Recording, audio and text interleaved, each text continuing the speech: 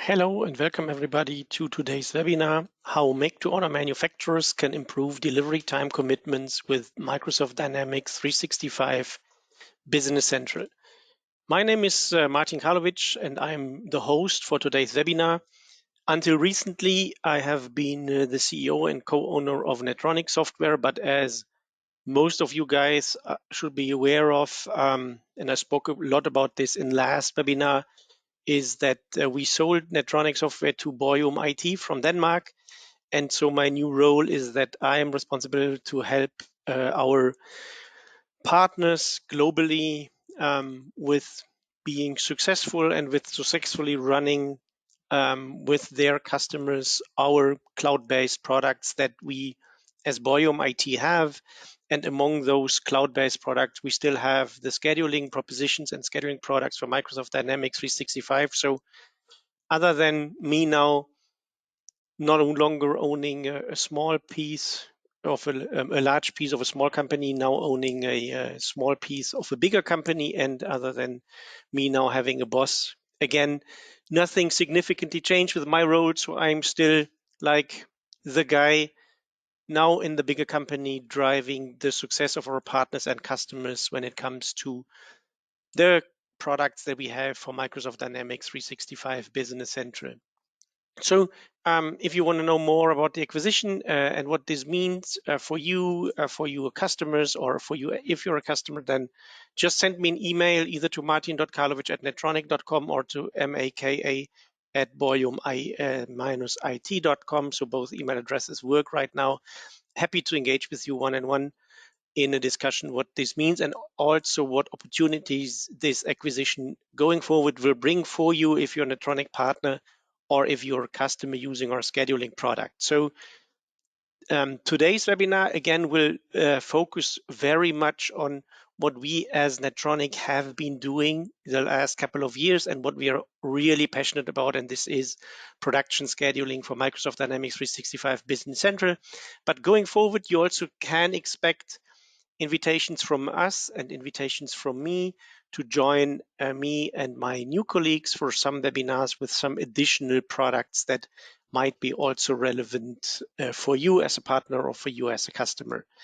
If you don't know me, other than that my role changed and my passion for Business Central and for scheduling and manufacturing is unchanged, I'm hosting a podcast called the Business Central Manufacturing Show, where once in a while I do a podcast with some of you guys, some thought leaders when it comes to manufacturing at Business Central, and then I publish it, and it's available on all podcast stations. And I'm also the author of the State of Business Central and Manufacturing Report, the biggest market survey on Business Central and manufacturing. We just published the recent report a couple of weeks ago, and so if you don't have it, if you didn't receive the mailing about this, then you may want to drop a note here in the GoToWebinar chat pane, and then I will make sure that we send you the report right away, or I send you a link from where you can download the report. So if you're interested, just let me know, ping me, either send me an email, ping me on LinkedIn, or like share with me your interest here in the GoToWebinar chat pane. Talking about the GoToWebinar chat pane, this is actually like the good opportunity to do some housekeeping during this webinar. You guys are all on mute. And this is not because I don't want to talk to you, but this is just for organizational reasons. Obviously, if you have a question, then also please use the GoToWebinar chat pane to ask the question. When I'm on PowerPoint slides, I will most likely answer the question directly. If I'm doing demos, I might not see that you're asking the question. Then please wait until I did the demo, until I finish the demo, and then I will get back to you and answer your question right away. So this is with respect to housekeeping. Hope this is all clear, hope this is all fine. And yes, of course, we will record the webinar and share the link to the recording maybe during this week, maybe early next week. It will be available on the YouTube channel, on our YouTube channel, on the Netronic YouTube channel tomorrow.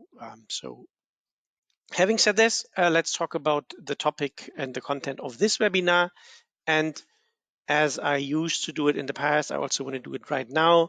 when we set up webinars, we always kind of try to give you guidance on what kind of webinar this is, so that you can also know that you know what to expect. So typically, we have webinars that we run for people who are not that familiar with our products, and we run webinars for folks that are familiar with our products, so for existing customers or for customers who really like deep in the analysis and in the decision phase, experienced customer partners and new partners. And then some of the webinars focus some single features and functions, and with some of the webinars we dive into business processes and best practices and really show you how to solve certain scheduling issues, for example, how to solve certain operational issues that you may have. Today's webinar is the latter one. So I will talk about business processes and best practices when it comes to making delivery time commitment, and it definitively is a more advanced webinar, which means that I will not explain to you every VAPS, every visual advanced production scheduler function that I will trigger, but I will like kind of I created and I designed the webinar with the assumption that you already know the VAPS, the Visual Advanced Production, that you have seen it again, and that I don't need to explain you every feature and function with the VAPS. So if I will be fast in the demo, then please bear with me, as that I made the webinar under the assumption that you have a certain degree of familiarity with the Visual Advanced Production Scheduler. So let's start the webinar, although it's an advanced webinar, very, very trivial. And let's think of what manufacturing customers, what make-to-order manufacturers really need to make a delivery time commitment. And if you are a make-to-order manufacturer, or if your customer is a make-to-order manufacturer, then from what I have seen the last couple of years, making a reliable delivery time commitment is really, really crucial for them, because everything that they manufacture, as the word make to order indicates, is against a concrete customer demand, typically is against a concrete sales order. And very often, all those SMB manufacturers that we work with, and those SMB manufacturers that work with a software like Microsoft Dynamics 365 Business Central, build their deliveries as part of a larger value chain. So very often time I meet customers who build something very bespoke, very specific, and then this becomes part of a larger manufacturing process and a larger manufacturing supply chain. And there, like a lot of our customers, like delivering material, whatever, into an automation builder, into big machinery builder, and they're like making their precise commitments to their customers is really crucial, because then like they need to deliver something on time into a larger value chain. So if you want to do, and if you want to give this delivery time commitment, if you want to say upfront, okay, hey, Mr. Customer, I see what you're requesting from us. Here is when I think we will be able to deliver. If you want to do this, you need to have a certain set of information. And again, it's a no-brainer. It is really trivial. You need to know when you have all parts available that you need for that production, right? So you need to have an understanding, okay, for that item that I'm building, for that product that I'm building, for that thing that I'm manufacturing, I need these and these and these and these components.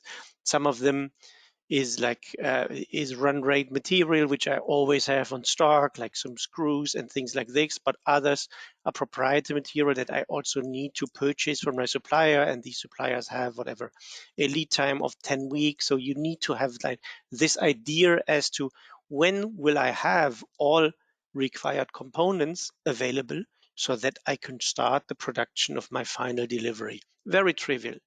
Also, you need to know how long it will take you to produce that item. So typically this is something that you, like in quotes, model in the routing. So in the master data routing, you determine who is going to work on that production order and on which machine is going to work on the production order, how long it takes up to set it up, how long it takes to produce a piece. Maybe you have some waiting time after the production is done between one routing step and the other, or you put in some waiting time so that you have a bit of buffer in your routing. But in essence, you need to know how long it will take you to produce the item. And then the one thing that is also important, like you need to know how much work you have, right? So you need to know how busy you are. That means you need to know when you can start the production at earliest, not only based on the material that you have, but also based on your current capacity utilization. Because typically when you get a request for a new order, or when your customers get a request for a new order, they have a production order backlog. They have already production order scheduled. They have production order in the shop floor, and they will take a certain time to finish. And you have to know when you have free capacity to start the production, and then you can take whatever is later, the latest availability or the earliest availability of all parts that you need, and the earliest availability of capacity, and with the later date of both, you can start the production.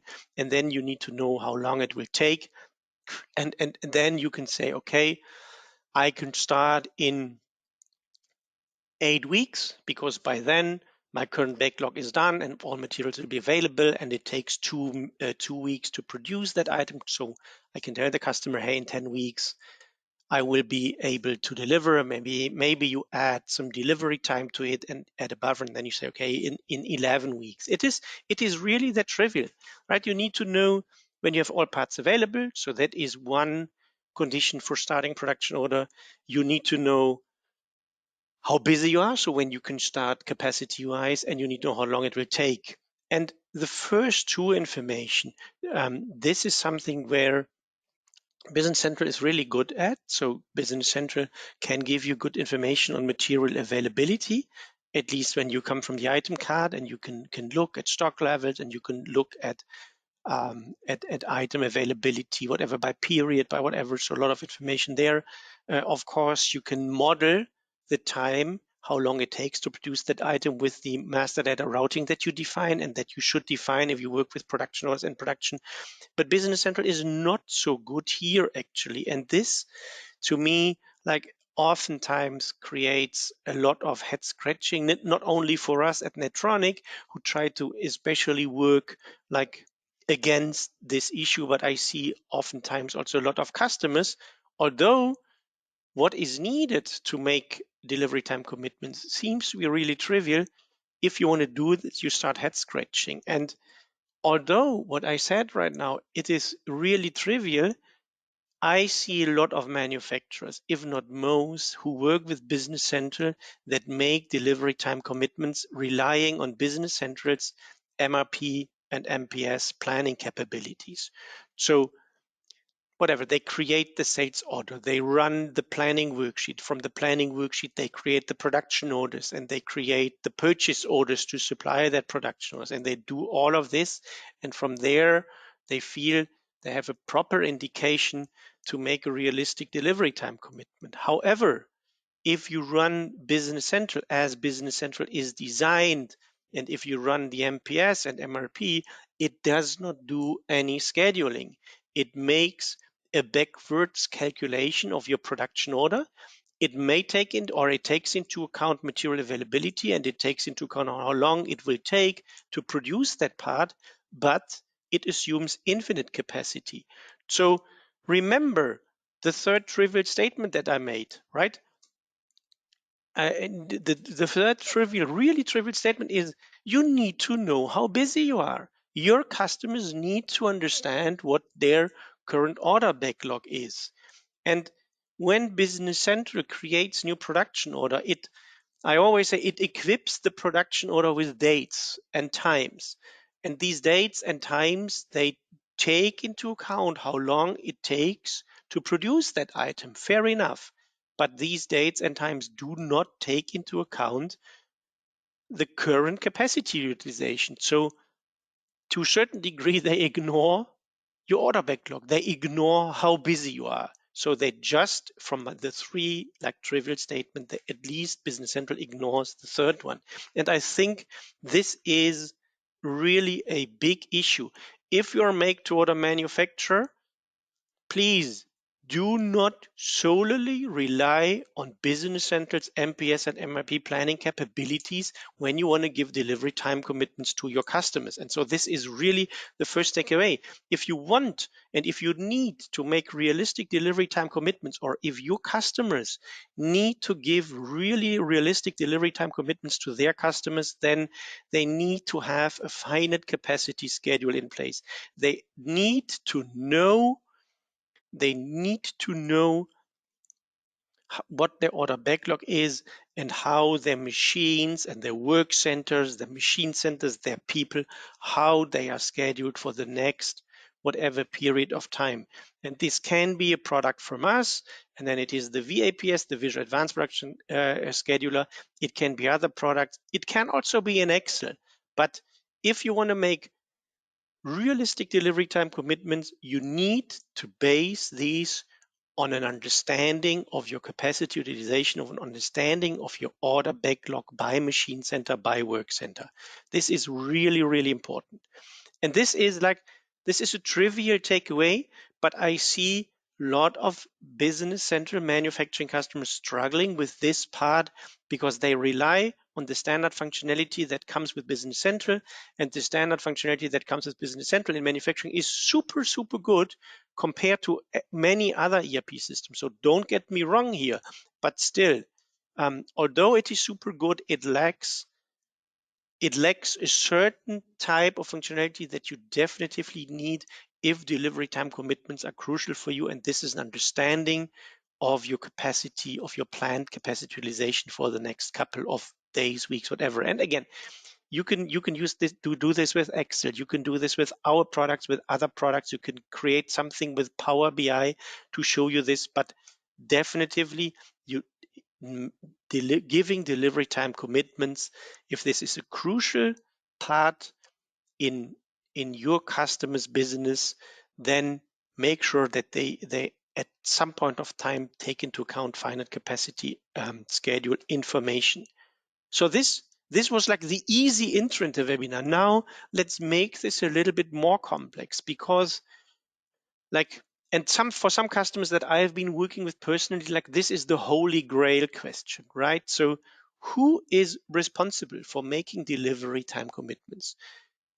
If you're an end customer, ask yourself this question: who in our company is responsible for making delivery commitment, and who should be responsible for making delivery time commitments? And if you're a partner and if you work with a make-to-order manufacturer, ask them, hey, in your company, who makes the delivery time commitments? Who is accountable for them, and who is accountable for keeping them? And I meet customers who are very, very, very sales-driven companies. So then salespeople make the commitments to the customer, and whatever the salespeople sell is like holy. It is the mantra. Okay, sales sold it, and we must meet this date. We must match it, and we must make it happen. And then production is on super stress to kind of produce against what was sold by the sales guys. And in some other customers that I work with, it is like operations or production. So then sales is selling that, but they are not allowed to make any commitment. They are not allowed to make any commitment to their customers without having consulted production and without having a clear guidance from production as to when the certain product will be ready. And there are a zillion of arguments to do it in the one way, that you empower your salespeople to make firm commitments to the customers. And there are a zillion of other good reasons why it should be different, why it should be the production. So in the end, I would say, I mean, if you're a customer, you know how it is, and then you will have one option. But if you're a partner, you should be aware of that. These are like two very, very different scenarios and different mindsets that you also meet within your customers. And the second thing that I would want you to take away from this webinar is, depending who owns making the delivery time commitment, you will need different tools, and most likely with your customers, you also will have to implement different type of processes. So if the owner is sales, and if sales owns making the delivery time commitment, then the process that you will establish in Business Central most likely will look different as if you have another customer where the production owns making the delivery time commitment. And in some cases, the customers even may use different tools that Business Central provide and or that ISVs like us provide. So it is really, really crucial when you implement like any type of scheduling solution with a make-to-order manufacturer that you get an understanding of who owns the process of making the delivery time commitment and who owns that date in the make-to-order manufacturer. And it's also, I've done this exercise also with customers personally, that I asked them, and then sometimes I was there for a one-day workshop to start implementing the VAPS. And then in the morning, I made the question, like I came up with the question like, hey, actually, by the way, now that we are talking your processes and that we kind of try to understand how this works, who in your company owns this? Who owns making delivery time commitments? And sometimes it happened that the customer started to discuss the entire morning. And then at lunch, we said, okay, now let's stop the discussion and look at the VAPS again, and let's continue with this assumption that we have. But really, really crucial question, because it has an impact on the processes. And with the rest of the webinar, I will actually look at both of these process options, like first sales in charge and then second production in charge. And I will look at how I have seen it like implemented the respective processes with Business Central in with some customers that I've been working with, and I also will make some recommendation of what I saw as working well as a best practice, and I will also show you of how to support the respective processes with a finite capacity scheduling solution. And of course, I will use our solution, and this is the VAPS, the Visual Advanced Production Scheduler. But let's look at how a process can look like when a customer works with Business Central, manufacturing, and a product like an ISV solution like the VAPS, if the sales is in charge. So typically, like it starts with an inquiry from the customer, and it can be a call or an email or whatever way they have established with the customer making inquiries. Sales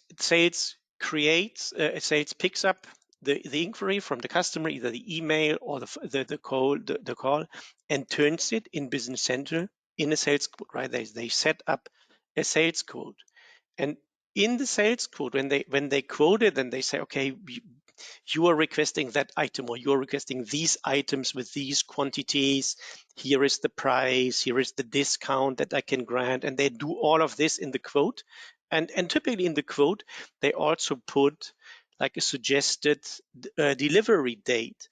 And how should they how should they come to this requested delivery date when they put it in the quote? Well, first of all, they can ask production, and then production came back and said, well, I would do this. But oftentimes, if sales is really in charge, and sometimes like the process from inquiry to quote or to order really needs to be fast, because those customers that requesting from our customers or from those make to order manufacturers, they are on short timeline and they come with the request today, want to have the quote today, and ideally want to start the production whatever as soon as possible. So we do not often have time to have like engineering teams and whatever like design something and then come back to the customer later after whatever 5 weeks and give them a quote. So then if we are in this type of process where things have to really go fast, then oftentimes what I have seen is that these salespeople work with an assumption of a lead time,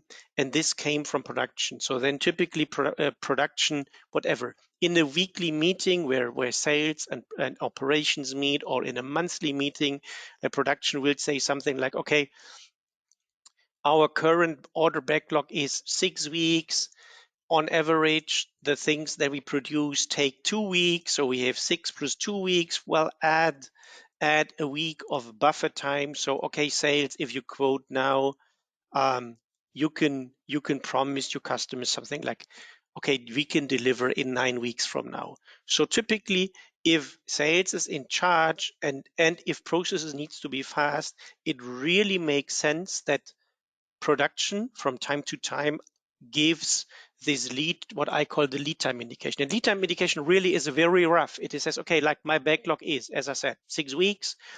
On average, we need 2 weeks for production, and then add 1 week of buffer. Okay, or 2 weeks of buffer, then it's 9 or 10 weeks from now. Dear sales, this should be the earliest delivery to your customer.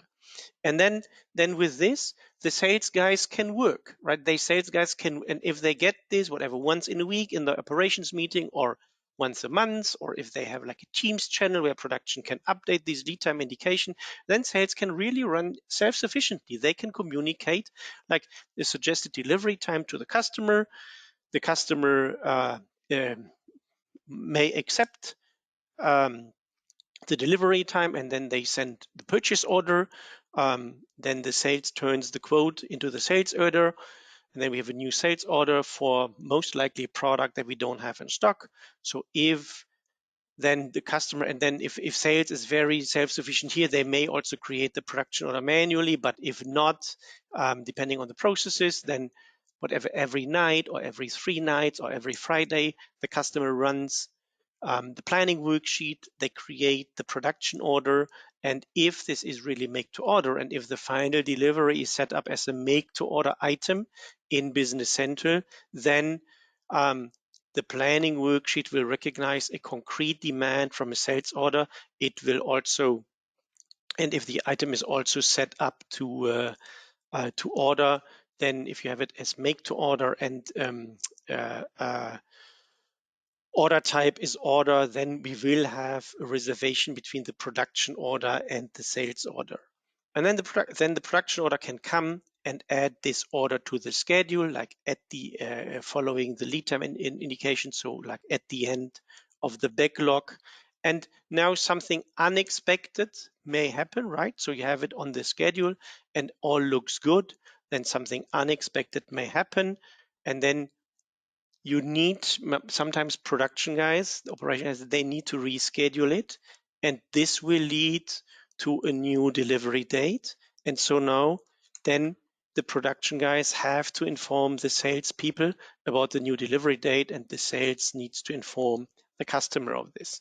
And let's quickly look at how this process can run supported with the VAPS. So how can we add a production order? Let's model that something unexpected happened, and let's look at how then sales, given that we have a reservation between the production order and sales order, how sales then can inform the customer, and how production can inform sales. So now let's move to the VAPS, and let me quickly refresh the page here on log me in again. So now let's start with the sales quote, right? So and I make it really like from scratch. So now new, let me create a new, and of course it's the Canon group who requests something, and they want to have item 49. This is my first sample item, and they want to have whatever, say 85 pieces, and then the production. So for me here, it's the 31st of January. And with this customer, like the lead, so in this manufacturing company that I'm working on now, like the lead time indication is 12 weeks. So we have, this company has quite good solid backlog for the next, let's say 10 weeks. And it always, like for the final products that we sell to a customer, like it takes a week to manufacture them. So production has given me as the salesperson, like the guidance, okay, tell them 12 weeks. So 12 weeks from today is somewhat like mid to end April. So let's take a requested delivery date, end of April. And this is something now we sent the quote to the customer came back and say, yeah, 24th of April, that resonates well, that fits. So then we want to, I converted now this sales quote to a sales order. So now I have the sales order 36, and we already see that like the inventory is lower. So I don't have enough in stock, so I need to produce it. So just for the sake of fun, let me don't create the production order from here, but now let's go and pretend that somebody else in the company creates the production order. So we run the planning worksheet and see if we have some new demand.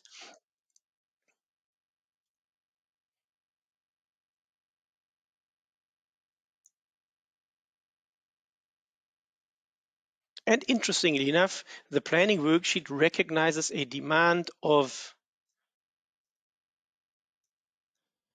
58 units for that new item with a due date of the 31st. And it says, okay, based on infinite capacity, we would need to start on the 4th of April.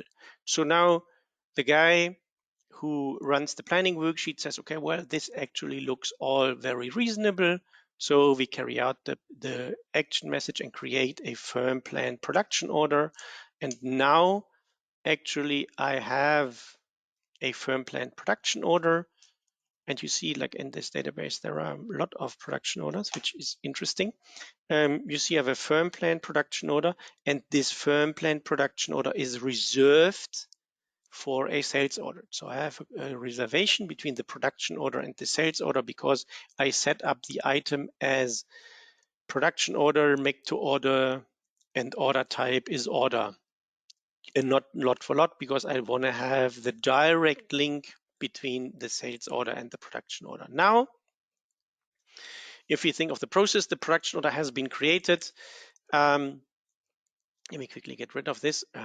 The production has been created. So now I'm, as the production planner, now I'm switching now roles from being the sales guy and then being the master planning guy. Now I'm the production scheduler, and now I need to create a new simulation with the VAPS and a new simulate with the VAPS. We never want to kind of schedule live on the production orders, but we always want to allow the customers to create a copy of the production order so that we can do the scheduling on the copied production order data. So now I created this.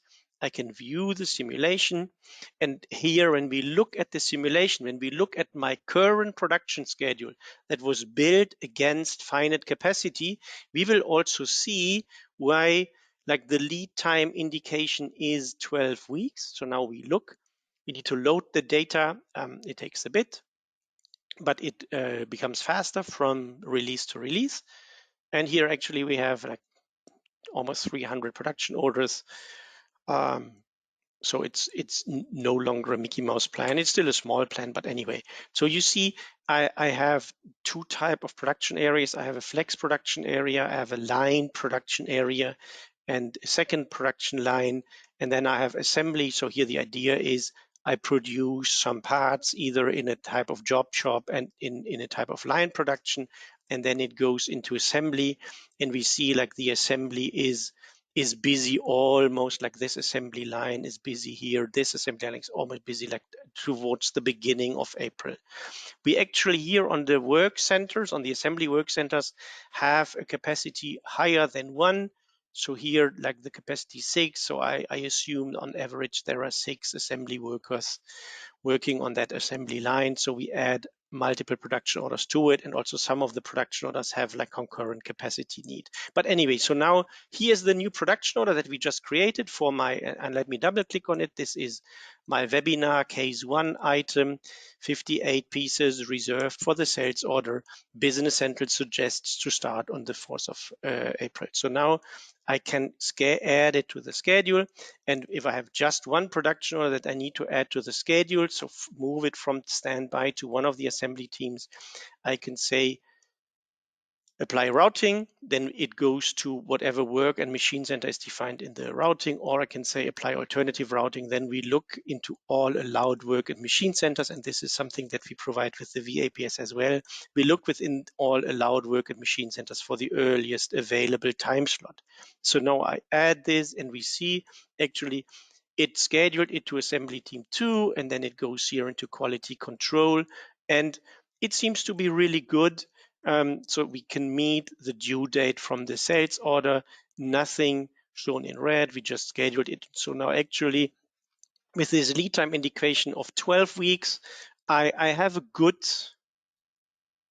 I have a good indication for that type of company. Now, something unexpected happens, and for whatever reason, maybe the material that I need for this production order will not be available in week 13, but it will be available in week 16. So now as a scheduler, as a production scheduler, I would, or somebody from my assembly team would turn ill, and I have less capacity. So I would need to reschedule it. And now I'm rescheduling it manually, but I could also do automatic rescheduling. But now I move this out, and consciously I move this out past the required due date, because remember, part of the process was to figure out if something unexpected happens, we get a new delivery date, and how can we inform sales. And now if I, as production guy, accept that this will happen because I have no chance, because whatever, I have supply chain issues and the material that I need for that will only be available in week 16, so I reschedule it. So now how will sales know that this production order will no longer be ready in week 17, but in week 18? And how does the VAPS handle with the fact that we have a reservation? So now, if I leave the VAPS, we change it. I can also pull, I could also pull, which I don't do now, I can pull some KPIs and see how many production orders here are late. But now I know only this one production order is late. So then I publish the simulation. So now I'm writing back the late finish date into the production order. So with the one production order that I created, I will actually save it in a way that the finish date of this production order is past the demand date from the sales order. And when we do so, we actually check if we change production orders and violate sales orders if we have the reservation between sales orders and production orders. And now I'm, as the production scheduler, get a message, hey, actually you changed the due date for one sales order. This means one or more production order is now finished later than originally required by the sales order. Would you like to review them? And then I'm, as the production planner, know, okay, for sales order 36, for that item 49, the old shipment date was the 23rd of April, and now due to changes, some unexpected changes in production, it's the 2nd of May. So this is information I get. So now how can I inform sales? Well, I can do a screenshot and send it to them via Teams or whatever. But I can also teach actually my salespeople to go to the VAPS and to run what we call the sales line changes report. So the sales line changes report is a report that we have within the VAPS that informs salespeople for which sales order at which date occurred a change that led to a change of a delivery date in a way that the old delivery date is missed and the new delivery date is later than previously expected. And I even see, as the salesperson, which item this is with customer. I also get the contact details of the sales of the customer, so I can inform them and say, look, dear customer, we had some issues in production. Unfortunately, we have to inform you. And by the way, By the way, the reservation between the production order and the sales order is still intact. So we take care behind the scenes that we keep the reservation between supply and demand. Sales people can inform the customer. If the customer is informed, they can check this off, and then it's off their to-do list. So we see this sales line changes report as a to-do list for salespeople. So with this, let me go back to the slides. And before I get, so this is what we looked at. Before I get to the second process where production is in charge, let's look again, or the third takeaway is, if sales is in charge for giving delivery time commitments directly and without asking production, you really must give them a realistic lead time indication. So there must be this constant exchange between production or between operations and sales, where production says, okay, we understand that you need to give the delivery time commitments, but here is the lead based on our backlog, based on the average cycle time plus some buffer. You cannot make any commitment that is earlier than, like in my case, 12 weeks from now, or 10 weeks, or 20 weeks from now. Otherwise, if you don't do this, the process ends up in chaos and frustration. If sales can commit whatever they want to commit, it will just result in a lot of hassle on the shop floor and a lot of frustration and friction between sales and operations. So if you don't want to do this, if you want to do it differently, there is actually an option. So you recognize that when I made the process, there is something blank in here. So the option is, and I just indicate this, you can also set up Business Central in a way that this would not be needed. In this case, sales would not create a quote, but it would directly create a sales order with the inquiry.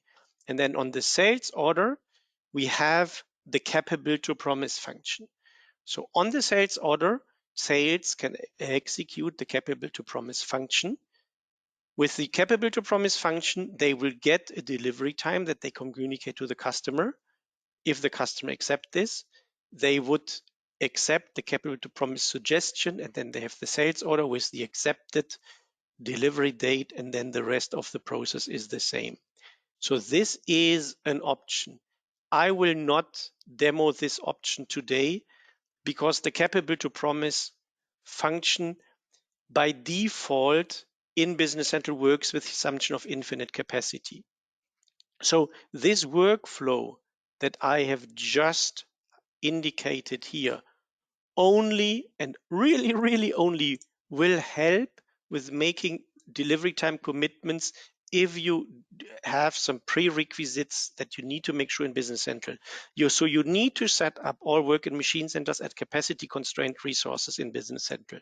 This brings the advantage that the capable to promise function works with the assumption of finite capacity. So you will get a realistic date, but it comes with a lot of hassle in Business Central. Also, you must mark most of the purchase item as critical on the item card, because otherwise it will ignore the item availability. And you must very consequently work with the VAPS for scheduling. And then also you need to bring some patience to let the capable to promise function run, because if you have a lot of production orders, then it can really take a long time before it brings a date back to the salespeople. So all of this is very complicated. It is nothing that I can show you in a 10-minute demo in a 1-hour webinar. So I will not demo it today. I demoed it in a webinar that I held last year in February.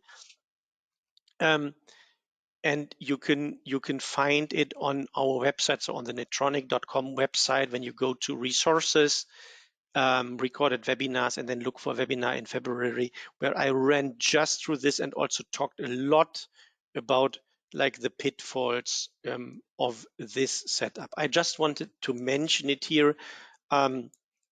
So the fourth takeaway for you is there is an option to giving this lead time indication. If this lead time indication is too rough for you, then there is an option with Standard Business Central that you can use.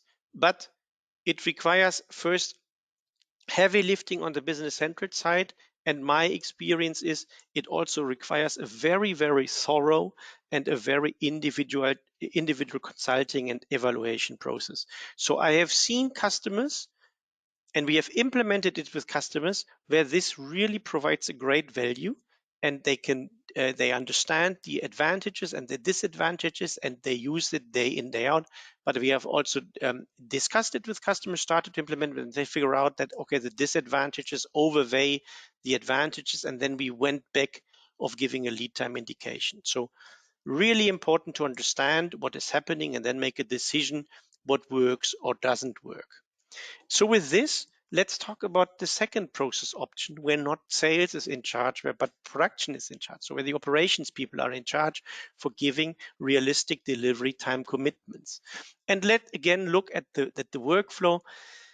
And it is a little bit different, but not that. So the customer calls with an inquiry. And then what I recommend is that sales directly creates the order with the wish date, and from the sales order, you create the production order as a firm plan production order. Then the production planner has a production order, a new production order, and that you need to add to the schedule with the VAPS. Have you seen it? And then the scheduler will communicate a realistic delivery date. So the scheduler will communicate a realistic delivery date based on whatever capacity and material constraint. And this date can then be communicated from sales to the customer. If the customer confirms and orders, then the sales guys will release the production order. Then either at that point of time while this cycle is running or afterwards, somebody again will execute the planning worksheet or the requisition worksheet. And now I'm making the second demo case a little bit more complicated than the one before, because then if you run the planning worksheet and the requisition worksheet, then you might need get new purchase orders for some material that you provide. But if your production is also like multi-level, then it might also create production orders that you need because they are whatever sub-assemblies to the production order that you just created. Then you will run the earliest material availability date functionality with the VAPS, and then you look again at the schedule, you add the new production order, you check if you have material availability issues. Then again, something unexpected may happen. You reschedule it, the production planner will reschedule it. He gets a new delivery date. And then again, we will have like the functionality as before, that production informs sales and sales informs the customer via the reports we have seen. And actually, if you have customers, or if you're a customer who have like you have sub-assemblies and final products, then typically you also need to figure out where is your average bottleneck. Is it in the assembly and in the production of the final products, or is it in the pre-production? And oftentimes when I sit down with customers who are like special parts builders or special machinery builders, then oftentimes the final production, the assembly of the final product based on the components they pre-produce, this final production is the bottleneck.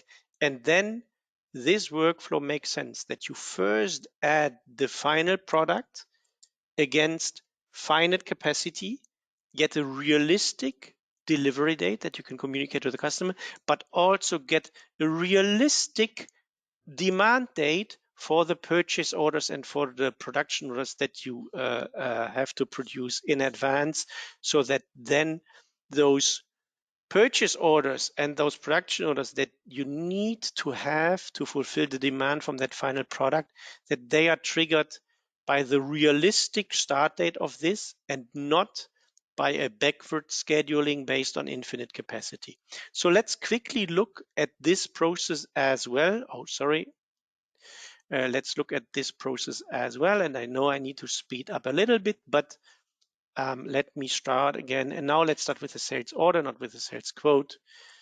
We are selling to the Canon Group, to whom else. They have a wish date and they say, okay, we need to have something by end of March. And we know this will be very interesting based on the schedule we have. This is now item 50. So webinar case 2 makes sense.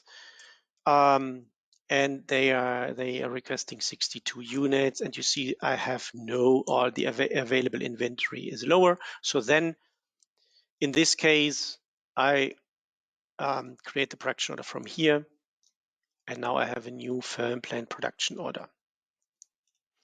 When I look at the firm plan production order very quickly, firm plan production order, it is again reserved for the sales order. And if I go to the component lines, then I see all of these are no purchase components, but that are components that I need to produce. But now first, as I have this new production order, I will create a simulation. And I will create a simulation and schedule this new production order again against finite capacity and get a realistic delivery date that sales can communicate to the customer. So remember, sales created the sales order. It is not yet released. It's just an open sales order. From the sales order, they created a firm plan production order. And now I take this firm plan production order, throw it to the schedule against finite capacity in order to get a realistic delivery date, so that then salespeople can say to the customer, okay, yeah, I picked your wish date, but here is the realistic date, and then the customer either can accept and we will release the sales order, and then maybe we will also later on release the production order, or say the customer will not accept this, and then we can delete the sales order, and then next time we run the planning worksheet, the production order is gone. So now we see here is the new production order. I schedule it again against finite capacity, and we see, boom, due date is violated because like the wish date based on what we saw before, this 12 weeks lead time is not very realistic. So now anyway, we know that when we leave the simulation, when we leave it like this, and when we publish it, we now know from the demo before that I'm, as the production planner, will get notified, and also the sales guy can go to the report and see what the realistic date is. But now let's continue the process. And now for this production order, I have a realistic start date based on finite capacity. And now I also take this realistic start date based on finite capacity, not only to communicate to customer, but also to now create the demand documents to completely produce that item. So I run the planning worksheet again.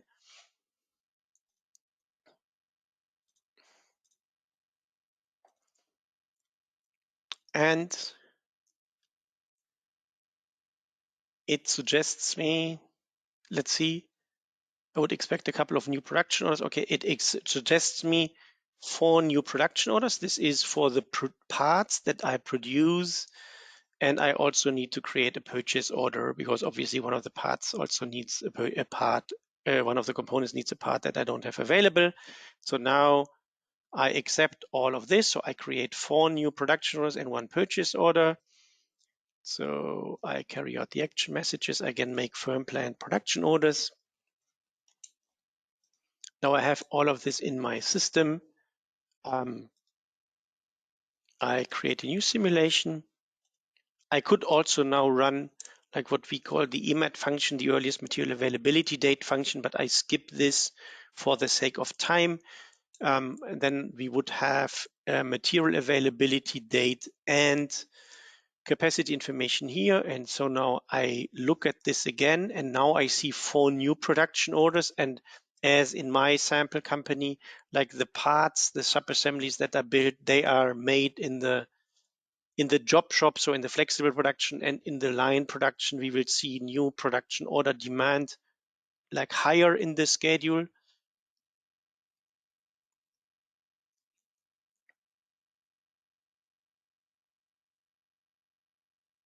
So let this load. Here we go. And so now we see some demand.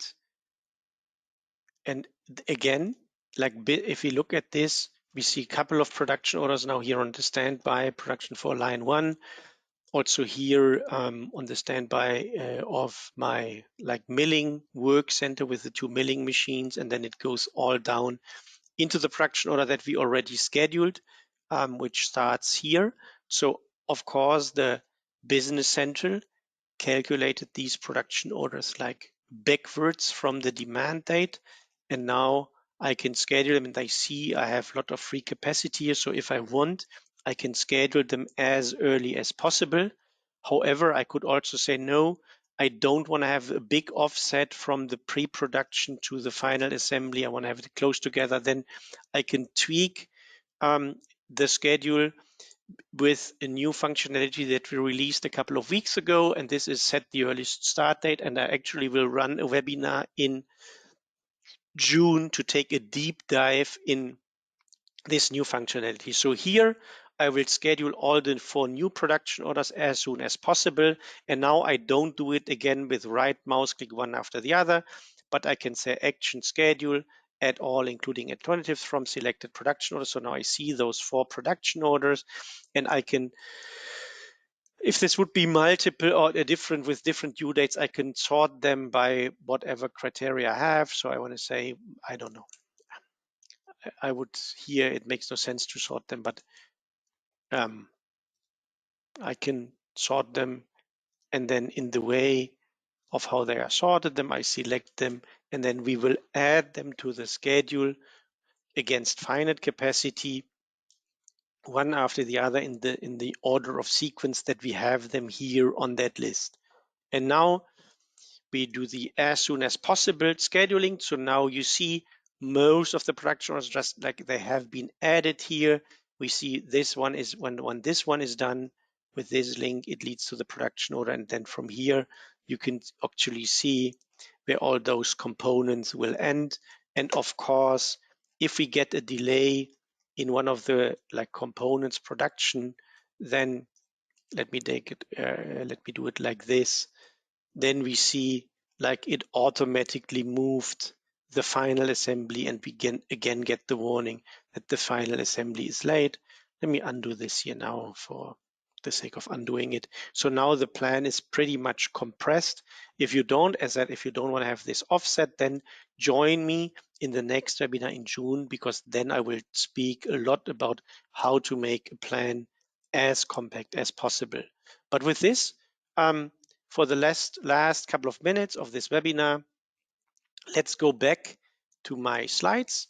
Let's leave the second demo, and there are 2 more takeaways. So overall, I know that with some manufacturing customers, sales really have superpower, but overall, I highly recommend that you leave the ownership for committing the delivery date with production, because in the end, production and operations, they are responsible for making the product and for building it, and hence they also should own giving the delivery date to sales and then to the customer, rather than always working against something that they felt they didn't have committed to initially. And then the last one is, if your end customer, if your customer is a make-to-order manufacturer, or if you're make-to-order manufacturing, then I highly recommend that you reserve the final product, the production order for the final product to the sales order, as I have, because if you do this and if you work with the VAPS, then reservations no longer become in your way and no longer will limit your flexibility. What reservation will become a superpower, because then if we have the reservation between the final product and the sales order, then if the final product is delayed, we will, as a production scheduler, get the message that I showed you, and also the salespeople can go to the report and see which production order and which sales order actually is late. And this mechanism only works if we have the reservation between the final product and the sales, or the production order for the final product and the sales order, because then we can clearly identify which sales order demand should get fulfilled by this production order. It does not work with order tracking. If you only work with order tracking, then you as a partner or your partner needs to build a similar solution based on the VAPS API. This is also possible, but requires some custom coding. If you don't want to do this, then you should really consider working with reservation between the sales order and the production order for the final product. This is something where we have been making really good experiences with our customers. And with this, I reached in time this time, the end of the webinar, and really in time. If you have any questions, then ask me either now or send me an email to maka@boyumit.com, boyum-it.com, or to my old email address, martin.karlovic@netronic.com. I'm working with both email addresses right now in parallel, so both work, or reach out on LinkedIn and ping me there. And if there are no questions for now, then I kindly thank you for your attention today. I hope that this was useful and was interesting for you. Like a lack of question always is like, I do not know if this is good news or bad news. But anyway, some of you guys I will reach out to and ask later for some feedback and some guidance. With this, thank you very much for today and hopefully see you in one of our next webinars. Thanks. Have a great day. Bye-bye.